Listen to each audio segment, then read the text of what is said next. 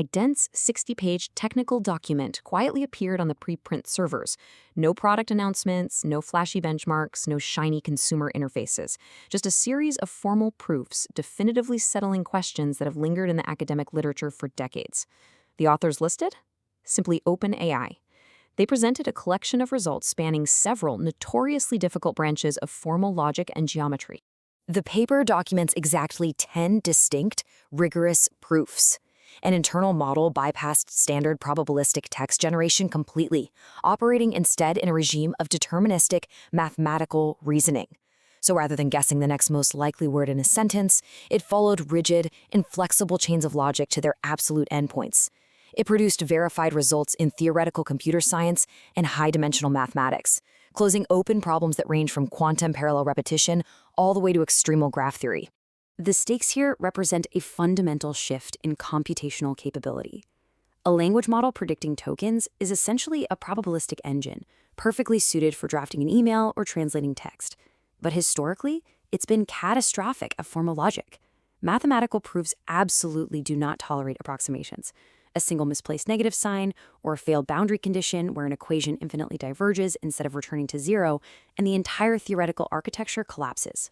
Moving from probabilistic guessing to verifiable exact mathematical generation means you need a system that can navigate strict topological and geometric conditions without a single millimeter of deviation. Section 1. High-dimensional sphere packing. The first major breakthrough in the paper tackles a problem with deep roots in both geometry and information theory. The mechanism under investigation is the Cohn-Elkies linear program. The physical reality of this problem is straightforward. You are packing identical, solid spheres into a confined space, trying to minimize the empty gaps between them. In 3 dimensions, this is just how you stack oranges in a crate. The Cohn-Elkies program uses an auxiliary function and its Fourier transform to establish a strict upper bound on how densely these congruent balls can fill Euclidean space.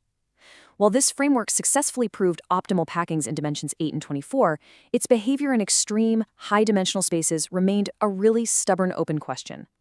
The main reason is that the number of ways spheres can touch in those spaces grows exponentially, which entirely breaks classical geometric intuition. The classical benchmark for this problem was set back in 1978. It's known as the Kabietzky-Levin strain limit, setting at roughly 0.599. For over 40 years, human mathematicians meticulously tweaked the lower-order factors of spherical codes without moving the primary exponent. That is a highly polite way to describe 4 decades of banging heads against a chalkboard. The internal model finally broke this stagnation. It bypassed traditional human approaches and furnished a completely new mathematically rigorous bound of 0.6044. The exact exponential decay rate determined by the model is the square root of e over 2 pi. Here's the part that's easy to miss. The model achieved this by modifying the Mellin transform of a Gaussian. Essentially, it reshaped how the function behaves across different mathematical scales to construct a very specific Fourier pair. It engineered a self-Fourier function whose required exterior sign conditions begin at an exact predetermined radius. This wasn't a numerical approximation. It required Stirling's formula to convert matching radius bounds into a definitive packing exponent, proving with absolute finality that no Cohn-Elkies auxiliary function could ever improve upon it. Section 2. Steel Manning the Math Skeptic.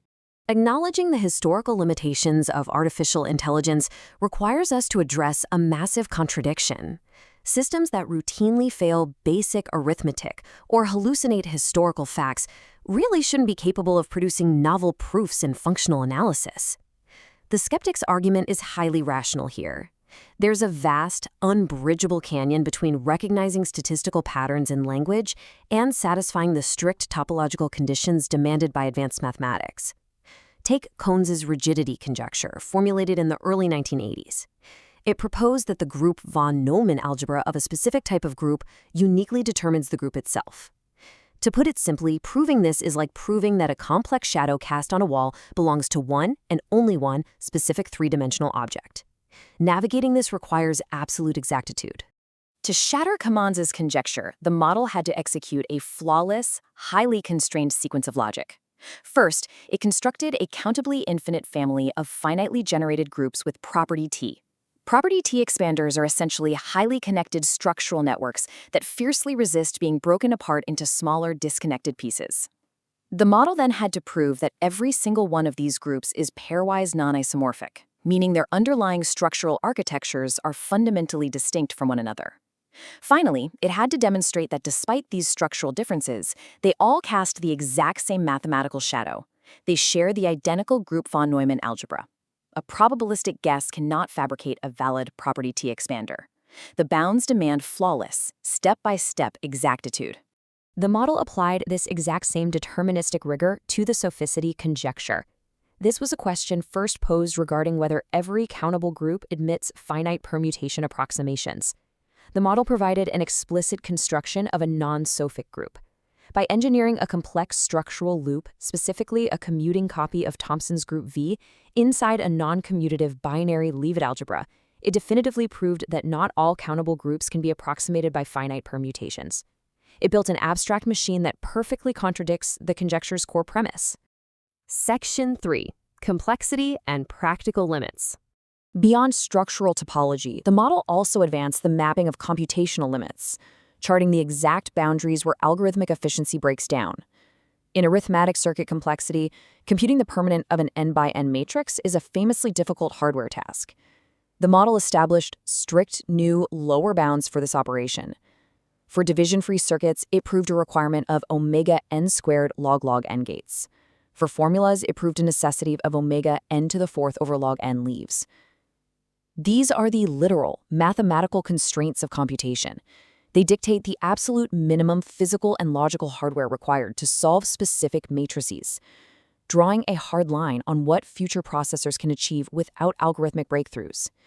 This boundary mapping extends directly to the Euclidean closest vector problem.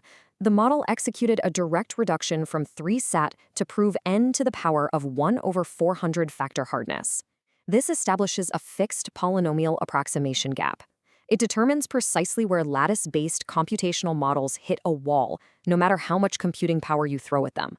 This has immediate practical consequences for binary decoding and, more importantly, for understanding the structural limits of various lattice norms used to secure modern post-quantum cryptography. It shows exactly where the lock holds and where it breaks.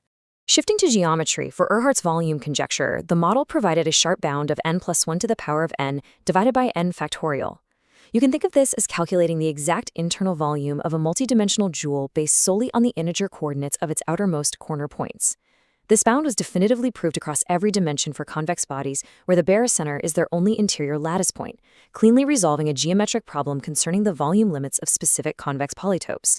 In the realm of combinatorics, the model tackled multicolor Ramsey numbers, proving a super-exponential lower bound where r sub k of 3 equals k to the power of theta k.